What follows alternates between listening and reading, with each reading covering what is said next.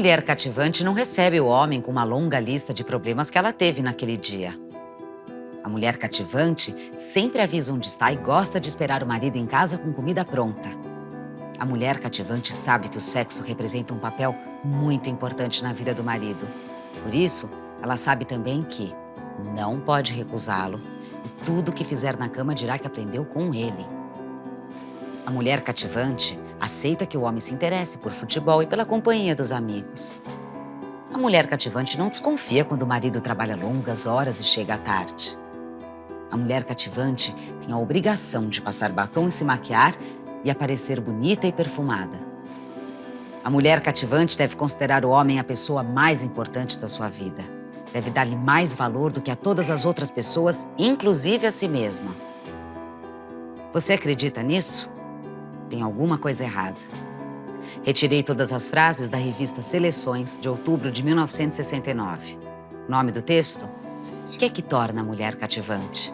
Do psiquiatra americano Theodore Rubin. Quem concorda com essas afirmações não é machista, é escravagista. Você não quer uma mulher, mas uma escrava. Trate de mudar ou seu destino será o sebo, onde encontrei a revista, ou a delegacia. Esta série do Café Filosófico, sob a curadoria do cronista Fabrício Carpinejar, traz também a psicanalista Diana Corso e a historiadora Mari Del Priore. Em cada programa, uma reflexão sobre a sexualidade e o papel da mulher ao longo do tempo. Quando olhamos para trás e conhecemos os costumes dos nossos antepassados, a forma como eles lidavam com o próprio corpo e a sexualidade, compreendemos muito de nossos preconceitos e dos hábitos que reproduzimos ou eliminamos. Um mergulho na história, conduzido por Mari Del Priore, revela que a repressão sexual vem de longa data.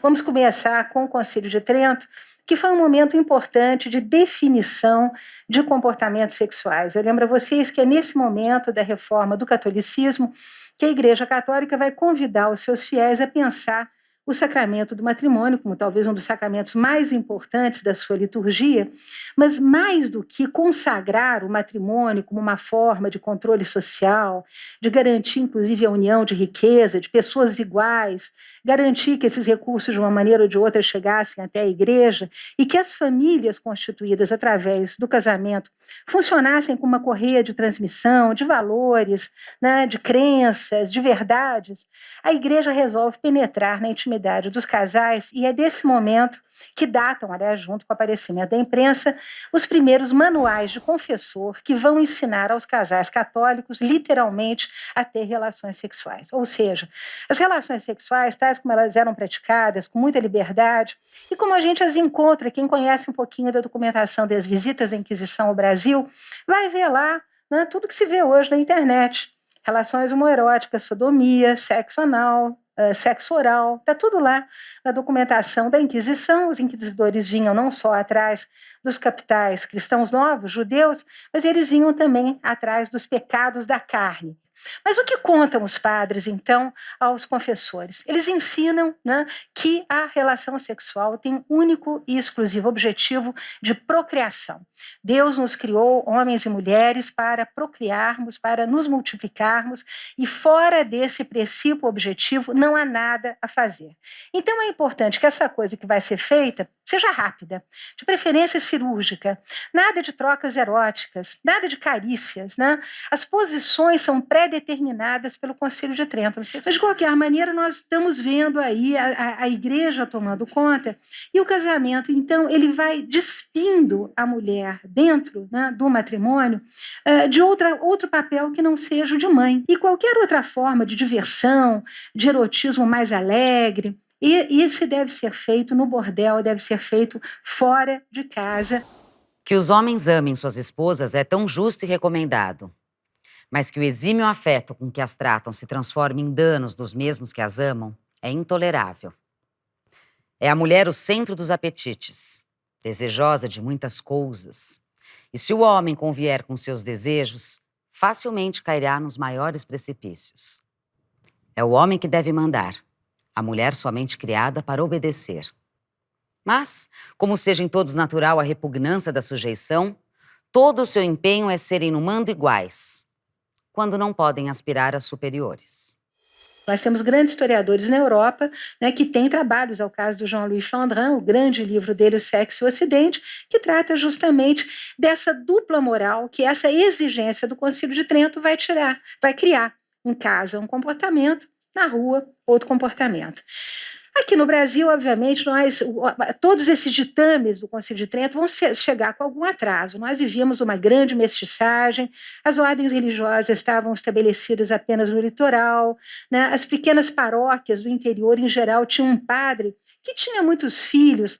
Muitos dos portugueses que vinham para o Brasil também, muitas vezes não traziam os seus papéis e acabavam aqui constituindo uma segunda família, sendo depois acusados de bigamia, exatamente porque remontar, né, toda aquela burocracia que permitiria o casamento era muito complicado. Então, a família real, quando ela chega, ela encontra uma colônia onde a vida social se limitava às missas de domingo, onde você tinha um número enorme, né, de homens com uma vida dupla. Então, é esse clima, né, que vai, de alguma maneira, durante o primeiro reinado, tomar o Rio de Janeiro. Nós temos vários casos de adultério, vários processos de adultério, e embora a legislação portuguesa punisse sempre a mulher adúltera, assim como o indivíduo que, obviamente, estivesse adulterando com ela, o marido traído podia matar a ambos. Pelo que o homem se apaixonava no século XIX? Vamos lembrar um pouquinho aí da literatura, dos romances que a gente leu, José de Alencar. Mas a serenidade que se derramara por toda a sua pessoa, se de alguma sorte desmaia a cintilação de sua beleza, a embebe de um fluido inefável de meiguice e carinho que a torna irresistível. Sombreia o formoso semblante uma tinta de melancolia que não lhe é habitual desde certo tempo e que, não obstante, se diria o matiz mais próprio das feições delicadas.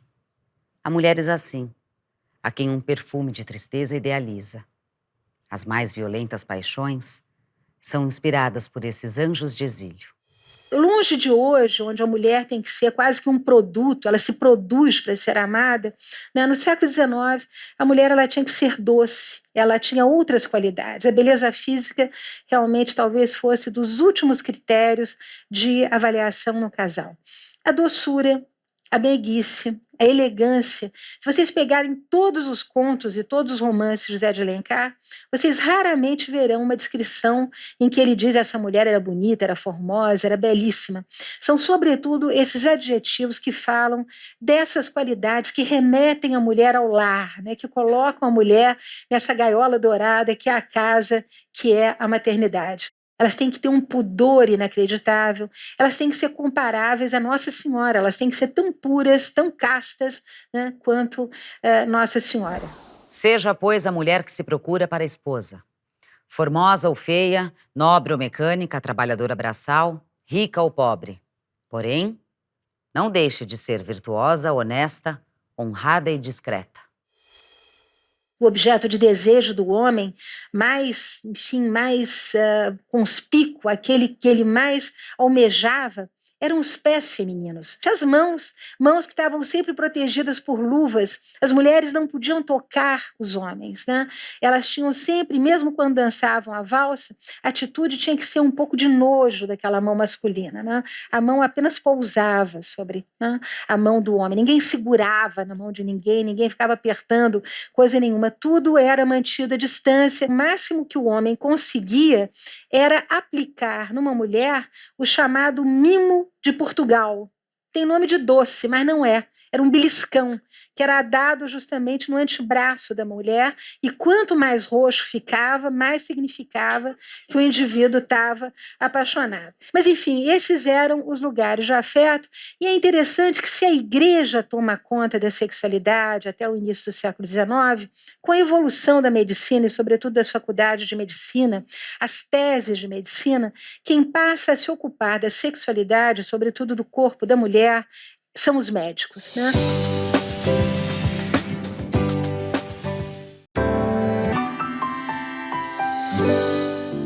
Durante séculos, a vida sexual das mulheres no Brasil foi determinada, ora pelo controle da Igreja Católica, ora por teses de saúde declaradas em discursos médicos. A exaltação da imaginação, a excitação dos sentidos, as emoções violentas tão frequentes no amor desgraçado, Abalam muitas vezes o sistema nervoso a ponto de produzir ataque de nervos, histeria, epilepsia e mesmo catalepsia. Os trabalhos de medicina, os belíssimos livros de medicina do século XVIII, XVII, eles são todos muito objetivos em condenar os excessos. As paixões são ruins, né?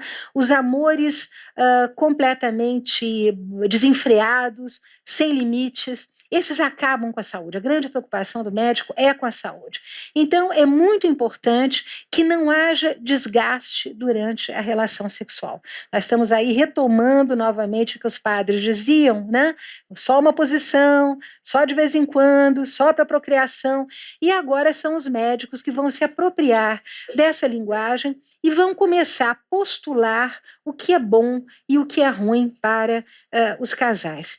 E aí é muito interessante, porque esse é um momento em que a vida também está se aburguesando. Essas mulheres que estão completamente destituídas de qualquer erotismo, que estão ali exclusivamente nessa função de criar filho, elas vão absorver esse mundo burguês que está se desenhando à sua volta e que está mudando, inclusive, o cotidiano dos brasileiros. Porque passa-se justamente daqueles casebres, daquelas choupanas que existiam, né, existiram até o final do século XVIII para os sobrados. Né? Agora estamos vivendo nas cidades, mesmo os grandes plantadores no eixo do Vale do Paraíba, sul de Minas, São Paulo, Rio de Janeiro, estão todos urbanizados, eles estão nas suas cidades. As casas que vêm sendo construídas são casas que, de alguma maneira, celebram essa atividade feminina, mas é essa vida burguesa que elege o quarto do casal como uma espécie de altar, né, onde se dá essa procriação, e os médicos estão lá publicando, muito cuidadosos, recomendações para o uso da sexualidade. Qual era o objetivo dos médicos nesse momento? Controlar o que eles chamavam de emissão de esperma supérflua. Cada vez que o homem gozava, ele tirava de dentro dele muita energia. Então, se o gozo fosse repetido, muitas vezes, o homem ficava desfibrado, ele ficava doente, ele ficava enfraquecido. Então, essa ideia de economizar o esperma está muito ligada à ideia burguesa de acumulação primitiva de capital. Quer dizer, eu boto o meu dinheiro de lado e o meu esperma também tem que ser, de alguma maneira, poupado, né? Porque ele, na realidade, vale muito. Então, é interessante como essas casas elas vão ganhando justamente esse aspecto burguês, inclusive no uso da sexualidade. O quarto, volto a dizê-lo, era um verdadeiro altar da procriação, uma cômoda de santos, aqueles santos todos olhando ali para a cama, um crucifixo pendurado no leito, que cada vez que a cama mexia, também o crucifixo batia na madeira, as mulheres cobertas por longas camisolas e os homens de camisola também. No momento que a mulher entrasse na menopausa, imediatamente suspender qualquer tipo de relação, porque afinal de contas ela podia se transformar numa messalina. E a questão da maternidade, uma questão de honra para as nossas antepassadas. Hoje, para qualquer uma de nós, a realização profissional, a busca da felicidade, a busca do equilíbrio, né, é talvez a agenda básica, né, independência. Mas naquela época é importante nós não cometermos anacronismos e não colocarmos na cabeça das nossas antepassadas esses que são os nossos projetos de hoje. Naquela época, a maternidade e o casamento eram o objetivo de toda mulher. Grande momento do casamento, grande consagração do lar, da família, da vida burguesa, de casas que vão se preparando para receber essas famílias, justamente para atender esse consumo burguês que começa a se operar no século XIX e que, segundo alguns historiadores, vai compensar justamente essa sexualidade reprimida. Quer dizer, quanto mais reprimida a sexualidade, mais vamos gastar. Agora, é muito interessante porque os homens, eles continuavam, né, com a sua dupla moral. Né? A coisa continuava ali vicejando. Nós temos inúmeros casos, José Bonifácio, Joaquim Nabuco, enfim, quantas figuras importantes da nossa história. Dom Pedro I tem 43 filhos bastardos reconhecidos. Quer dizer, a bastardia ficava dentro de casa.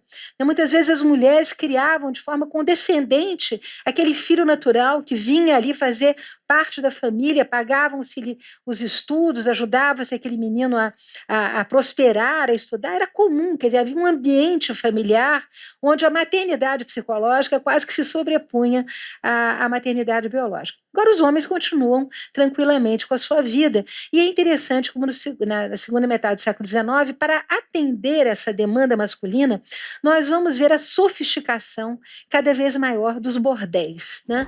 Se a prostituição é a mais velha profissão do mundo, todos sabemos, nós tínhamos algumas cidades que até hoje os historiadores identificam nos mapas como cidades que tinham ruas exclusivamente, as chamadas casinhas, né, onde as prostitutas exerciam seu ofício. Mas no século XIX a coisa está muito sofisticada. Vieram vários produtos da França. Chega o champanhe, chega o sorvete, chegam as bonecas francesas de olhos azuis e cabelos louros, chega a maquiagem, chegam as bijuterias, chegam os tecidos e chegam as prostitutas, as famosas cocotes.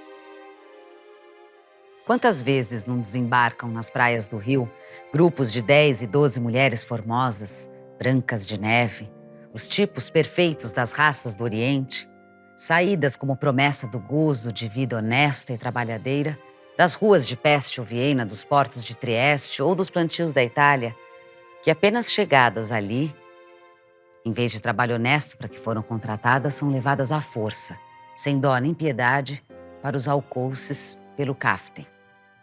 O kaftinismo, Kaften, né, essa figura aparece também nesse momento para organizar esse tráfico internacional de mulheres, que se torna muito acelerado, muito ágil, inclusive porque o porto do Rio de Janeiro, nesse momento, graças ao café, explode, tem uma enorme atividade, o Porto de Santos também, Bahia, Salvador também, e é curiosíssimo como os jornais, inclusive os jornais aqui de São Paulo, volta e meia, né, publicam notícias sobre mulheres que estão vendendo seus serviços na rua tal, incomodando os seus vizinhos, ou fulano de tal, que é um kaften, né, que oferece mulheres na rua tal, tal, tal. Interessante, então, como há uma espécie de controle da comunidade sobre essas coisas que não estão de acordo com as regras comunitárias.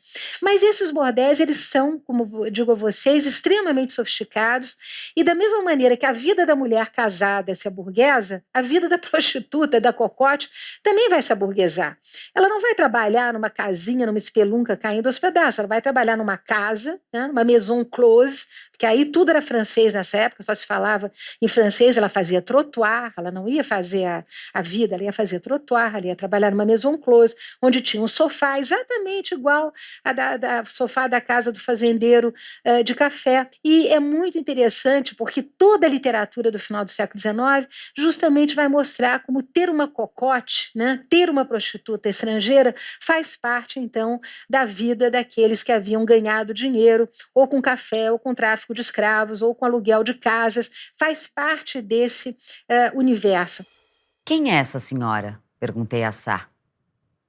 A resposta foi um sorriso inexprimível, mistura de sarcasmo, de bonomia e de fatuidade. Não é uma senhora, Paulo. É uma mulher bonita. Queres conhecê-la? Compreendi e corei de minha simplicidade provinciana que confundira a máscara hipócrita do vício com um modesto recato da inocência. Só então notei que aquela moça estava só e que a ausência de um pai, de um marido ou de um irmão deviam me ter feito suspeitar a verdade. Nesse mesmo momento em que, digamos, as grandes capitais começam a se tornar, digamos, mais abertas às questões do erotismo, da sexualidade. Eu lembro, inclusive, que são as prostitutas europeias que vão trazer para o Brasil não só um refinamento nas formas, enfim, de ter relações sexuais. Vocês pegarem, por exemplo, os processos de meados do século XIX, o que era ter relação sexual? Era o homem abaixar a calça, a mulher levantar a saia. O Gregório de Matos tem um poema em que ele chama isso de trique-trique. Mas é um pouco a sensação que a gente tem, que não passa disso, né? Não há nenhuma aproximação amorosa, não há nenhuma ternura, não há nenhuma delicadeza. Então, são essas prostitutas que vão introduzir um certo refinamento no encontro de corpos. E, além disso, elas vão ser também as grandes difusoras dos cuidados contra a sífilis, porque a sífilis no século XIX realmente abateu metade da nossa intelectualidade, abateu metade dos nossos barões de café, porque essa sífilis era contraída nesses bordéis e as prostitutas estrangeiras traziam com elas, digamos, os primeiros cuidados com relação às doenças sexualmente transmissíveis. Junto com isso, chega no Brasil também uma coisa muito interessante, estamos aqui falando de sexo, né? Que são os primeiros livros eróticos. Livros eróticos que eram vendidos muitas vezes numa livraria, mas dentro de um armário que só os homens podiam ver, numa portinha fechada, eles se trancavam com o livreiro e ali, então, lhes era apresentada a coleção dos livros eróticos. Há uma antropóloga que fez um trabalho sensacional, eu gosto sempre de falar o nome dela, é a Alessandra Elfar, que trabalhou com a literatura pornográfica do século XIX, fez um trabalho notável, mostrando que a maior parte dos livros eróticos que chegavam no Brasil eram traduções de livros eróticos franceses, que traduzidas do francês para o português de Portugal. Mas os portugueses, muito pudicos, né, com uma presença muito grande da Igreja Católica, em vez de colocar as palavras chulas, né, eles colocavam sempre, quer dizer, eles procuravam metáforas, eufemismos, né? Então, para vocês terem uma ideia, o membro sexual masculino, que em francês aparecia, né, com todos os seus P's e R's, né, virava, por exemplo, varinha de condão. Não é lindo? Ou Torre de Marfim. Então, essas histórias todas ficam todas muito edulcoradas, é muito engraçado. Então, é muito interessante como há uma espécie de fundo moralista nessa literatura pornográfica que, obviamente, se perdeu e hoje a pornografia está realmente pouco se incomodando com valores ou com moral.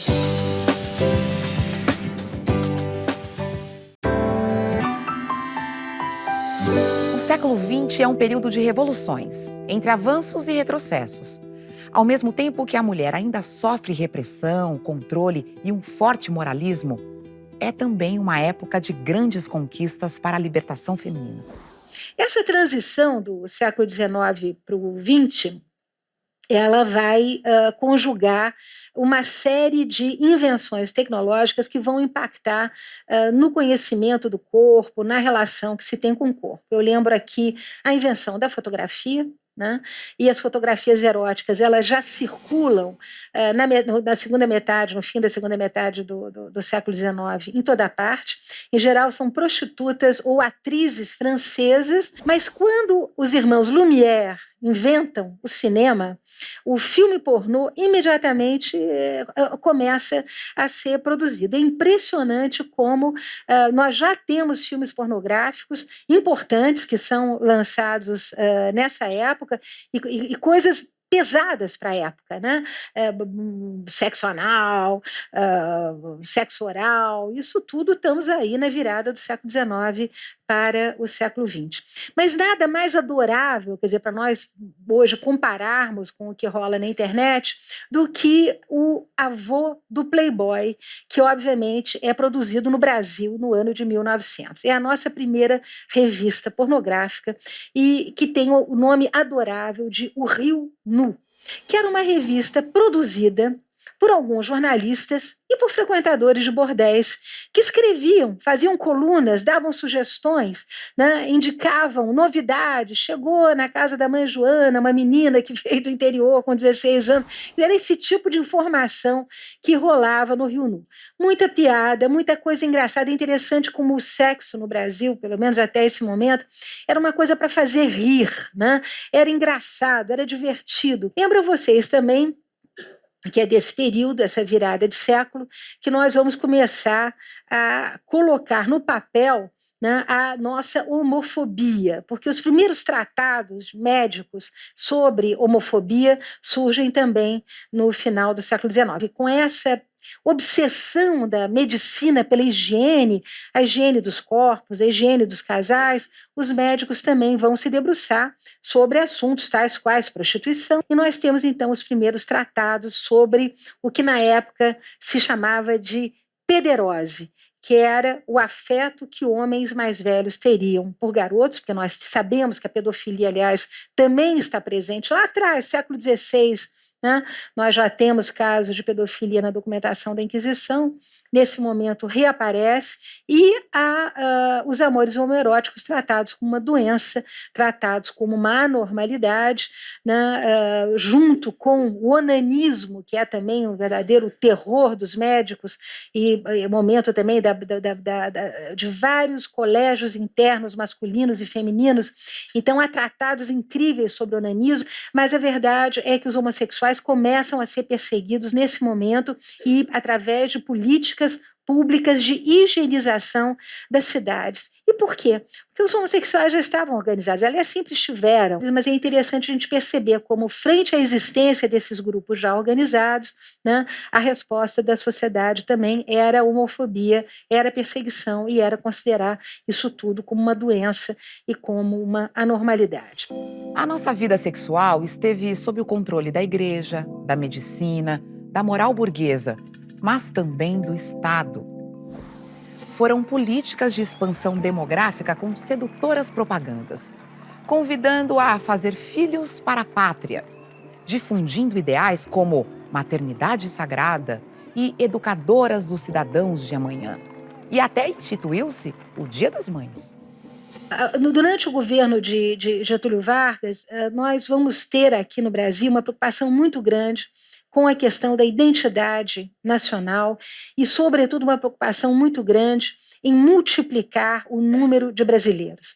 Considerar esse país como uma espécie de grande vazio demográfico, falta de população, falta de gente, isso era uma das preocupações do Estado, toda uma espécie de multiplicação, de preocupação com exército, formação de exército, mais gente, identidade nacional, família. Família é a fábrica, né, de filhos, o lugar da mulher é em casa. E isso casava muito bem com a ideia do Getúlio de que o lugar da mulher era em casa, de que era importante estar perto dos filhos, criá-los. E uma preocupação muito grande, tal como nos outros governos nacionalistas, centralizados, com a questão da educação sexual dos jovens. Nesse período vai aparecer, e isso é muito curioso, vão aparecer os primeiros manuais de educação para os jovens. E aí aparecem os manuais que são muito engraçados, que mostram exatamente a visão que se tinha da mulher como um ser fragilizado, um ser menor, um ser que quanto menos informação tivesse, né, mais pura, mais casta ela seria, porque os manuais masculinos são manuais assim vigorosos, com muitas páginas, várias ilustrações, vários desenhos dos órgãos sexuais, várias explicações. Em geral, eram os professores de história natural que tinham que dar esse tipo de explicação para os seus alunos. Os manuais femininos eram esquálidos, meia dúzia de páginas, né? Nenhuma imagem. As meninas só podiam ler se elas tivessem mais de 18 anos e estivessem noivas, senão não podia ler o tal do Manual de Educação Sexual. Né? Os meninos sim, mas as meninas nada. Né? Então, mostra exatamente esse descompasso que vai desaguar numa outra febre que nós vamos ver nesses primeiros anos do governo Vargas, que são os manuais de casamento. Bom, esses manuais de casamento partem do princípio, né, de um princípio que era consagrado. As mulheres tinham nojo de ter relações sexuais. Quer dizer, porque a ideia toda é de que a mulher não soubesse rigorosamente nada sobre sexo. Uma mulher que quisesse se casar, ela tinha que ser casta, pura, levar uma coleção de camisolas e chegar na primeira noite, né, de núpcias. Eu lembro que a lua de mel é inventada pelos ingleses para afastar a mulher da sua família, evitando, por exemplo, que ela saísse correndo no meio da noite, querendo voltar para a casa dos pais, o que não era raro de acontecer. Né? Então, esse afastamento era a possibilidade do homem ensinar para a mulher Não aquilo que ele tinha aprendido no bordel, porque aquilo era absolutamente proibido. Quer dizer, iniciar a mulher com esse conhecimento erótico era algo de absolutamente descartado. O que era preciso é que ele a iniciasse, tal como um professor sabe tudo, mostrando para ela o que ela tinha que fazer, né? Ela, por sua vez, tinha que dominar o seu nojo, a sua repugnância daquele ato e ceder amavelmente. Nós vamos ter também, nesse momento, um impacto muito grande da chegada, né, sobretudo depois da Segunda Guerra Mundial, do cinema, vocês sabem, dos filmes americanos, né, e da rádio. A rádio e o cinema, a revista do rádio, a vida dos artistas. Nós estamos aí no mundo da imagem, que é esse mundo que nós hoje estamos levando às últimas consequências, mas é nesse momento, graças à fotografia, graças ao cinema, que novos padrões de relação, de comportamento ou em relação à sexualidade vão começar a ser percebidos. Então, entra no campo digamos, dos possíveis o beijo, né? O beijo que hoje nós conhecemos, né? O beijo na boca, o beijo de língua, graças à pasta e à escova de dente, difundida depois da Segunda Guerra Mundial, né? Da higiene bucal. Eu lembro também os avanços da higiene, né? É muito difícil nós imaginarmos um casal à vontade, né? A não ser o Dom Pedro I com a Marquesa de Santos na sua banheira, mas fora disso é difícil a gente imaginar um casal à vontade, transpirando, odores, embora as sensibilidades olfativas fossem diferentes nos séculos passados. Mas, enfim, é depois da água encanada, é depois da eletricidade, é depois que todo mundo toma banho, que chega a indústria do sabonete, do desodorante, que as pessoas vão começar a se despir com mais facilidade, e o cinema americano vai ter um impacto muito grande no beijo. Mas era o famoso selinho que começou a mostrar que era possível enlaçar, abraçar. E nós temos, então, aqui o aparecimento, depois da guerra, desses novos padrões amorosos, né? É possível beijar, é possível estar junto, mão na mão, ainda ditado por regras de namoro muito, né, muito severa, mas essa imagem da menina, estou usando expressões de época, caída, da menina furada. Os rapazes diziam reconhecer as moças furadas pela maneira de andar. Essa eu acho absolutamente fantástico, né? Mas é exatamente a todos os preconceitos que cercavam aquela menina que cedia antes de caminhar para o altar.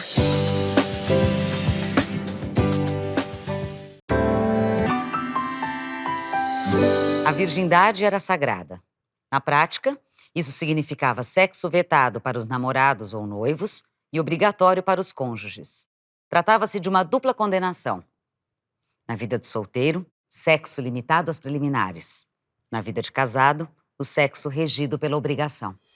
E aí nós entramos novamente nessa dicotomia de santas puras versus a não santa e não pura, a prostituta, com as famosas meninas para casar e maçanetas ou vassourinhas, né, que era o nome que se dava a essas meninas com quem, né, podia se fazer tudo menos, né, ter relações sexuais, porque elas conservavam a virgindade, mas se podia abusar dessas meninas, mas na hora de casar tinha-se que casar com a menina pura, a menina virgem. As revistas femininas dessa época são também um tesouro de informações sobre a mentalidade do período. Não ficar sozinha, nunca jamais, não ceder, porque a vida se tornaria um inferno, porque depois de casado o marido jogaria na cara, né, da esposa que ela teria cedido antes do tempo. Quer dizer, os interditos que cercavam o caminho para o altar, né, eram interditos realmente muito fortes. E eu lembro que para as mulheres nessa época, felicidade era sinônimo de casamento. Casar, ter uma aliança no dedo, ser a senhora fulana de tal. Após guerra, o importante era ter a enceradeira, o aspirador, aquela ideia da belinha trabalhadora que cuida da colmeia, que está em casa batendo bolo, as várias receitas.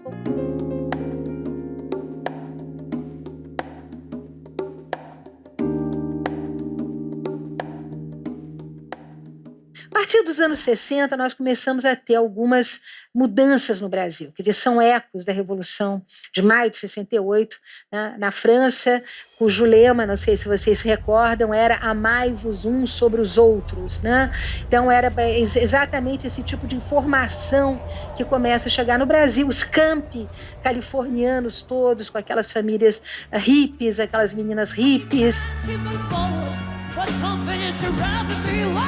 Todas essas influências, um grupo importante de mulheres já na universidade. Anos 70 é o início, inclusive, dos primeiros grupos feministas na universidade.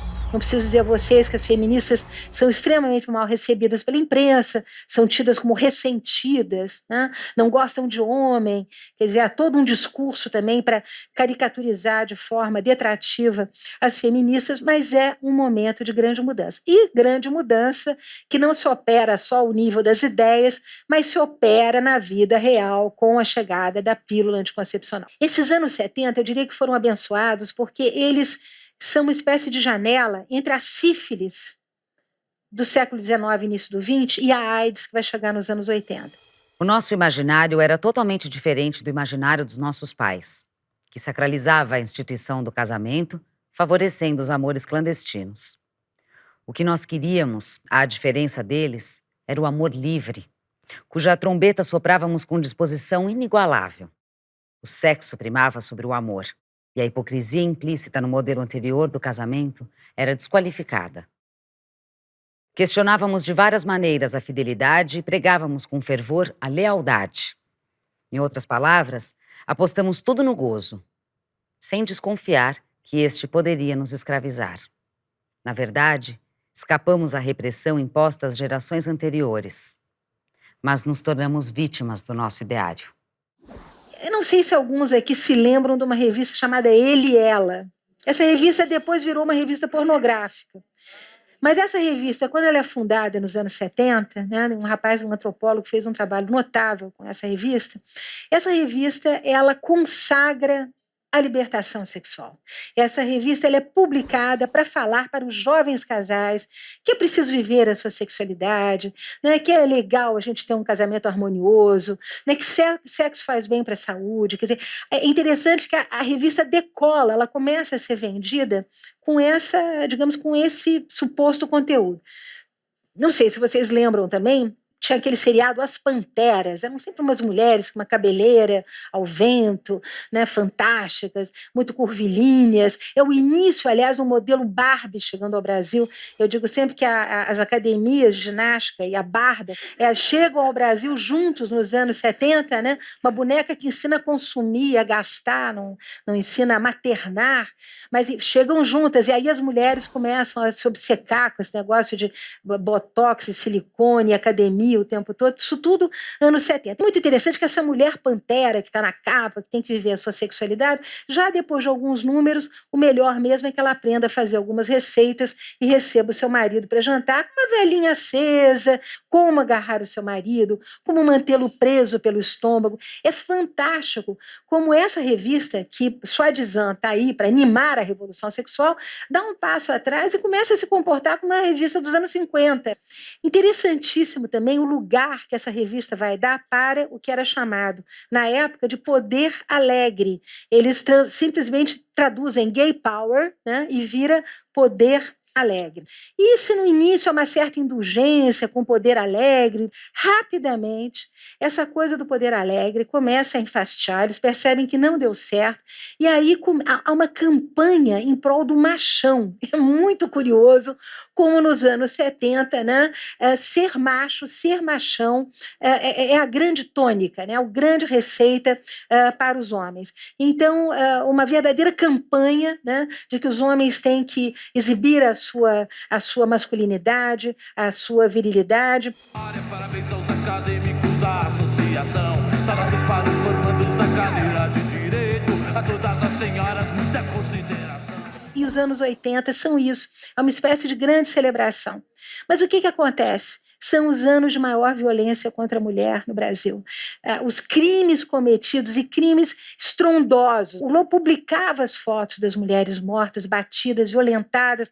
O Brasil realmente é uma espécie de império para a violência contra as mulheres. Os anos de 1970 e 80 foram uma época de liberação de costumes, de muitas conquistas para a mulher e sua sexualidade. Mas foi também quando tivemos violentas reações machistas e homicídios passionais. Marcas traumáticas de nossa história. Traumas que se agravaram com a chegada da AIDS e todas as implicações que vieram com ela. Uma parcela importante das nossas minorias gays, nessa época, foi abandonada pelos familiares, pelos cônjuges, pelos médicos, pela enfermagem, que tinha medo de cuidar dos aidéticos. É uma história de uma tristeza, de um abandono, de uma vergonha. Então, anos de muita solidão, né, de muita violência, esses que foram os anos 80.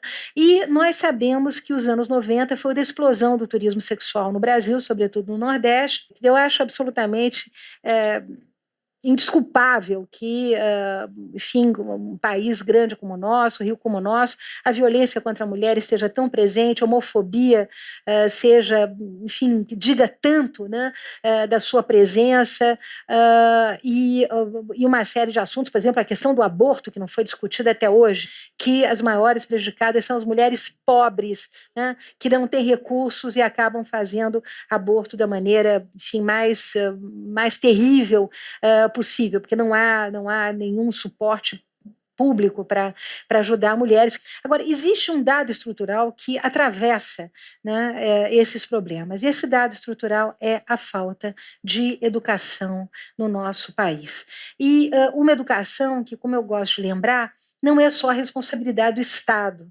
O Pierre Bourdieu estudou profundamente questões ligadas à educação das nações. Ele diz muito bem que educação é uma questão de responsabilidade. Enquanto a sociedade brasileira não esposar a ideia de que a educação é absolutamente fundamental e não for para as ruas pela educação, eu acho genial a marcha gay em São Paulo, 2 milhões de pessoas. Eu acho absolutamente sensacional. Agora, eu gostaria de ver 2 milhões na rua pela educação nesse país, que é uma coisa que não acontece. E por quê? Porque a nossa população, porque a sociedade brasileira não exige do Estado, do governo, enfim, uma valorização da educação. É óbvio que a tolerância seria um elemento de aprimoramento das relações, de compreensão das relações, mas sem educação isso é absolutamente impossível. Eu gostaria de uma opinião de uma pessoa que já olhou tanto para a história, com tanto critério, uma previsão sem compromisso de quais são os rumos da sexualidade hoje. Primeiro, o fim das camisas de força, né? Quer dizer, eu sou até contra estudos de gênero, porque eu acho que acabou isso. Quer dizer, hoje você tem gêneros, né? É tudo no plural. Eu acho que as discussões aqui no Brasil ainda estão muito centradas em questões políticas, mas fora do Brasil a discussão é sobre o fim do conceito de gênero, porque você vai ter transformações enormes e você vai poder, inclusive, gerir a sua sexualidade no dia a dia como você quiser. Né? Se comportando um dia como moça, outro dia como rapaz, quer dizer, não vão haver mais esses papéis que no passado eram tão definidos e que se transformaram em verdadeiras camisas de força, porque uma vez que você rompia com eles, você era vitimizado, você era perseguido, você era maltratado. Então, eu acho que é preciso que nós caminhemos para uma forma de tolerância, de compreensão de mudanças que virão, inexoráveis, que hajam pessoas que queiram ouvir, discutir, entender, compreender e deixar viver. O que eu desejo, eu não quero dar absolutamente lições de moral, não concluo nada, é que vocês simplesmente tenham ouvido essas informações atentos para a riqueza da nossa documentação histórica, porque é disso que eu estou falando aqui, né? De como são ricos os nossos arquivos, de como os nossos documentos históricos falam de sexo, sim, como é fácil a gente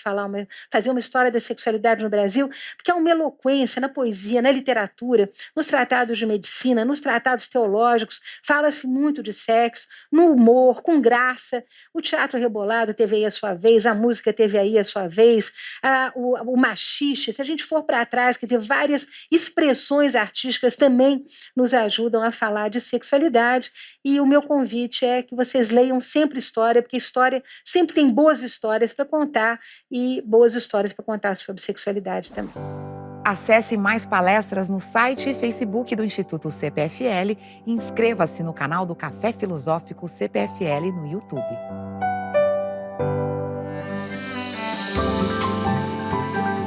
As feministas alemãs conseguiram uma vitória fantástica, elas conseguiram que os homens fizessem xixi sentados.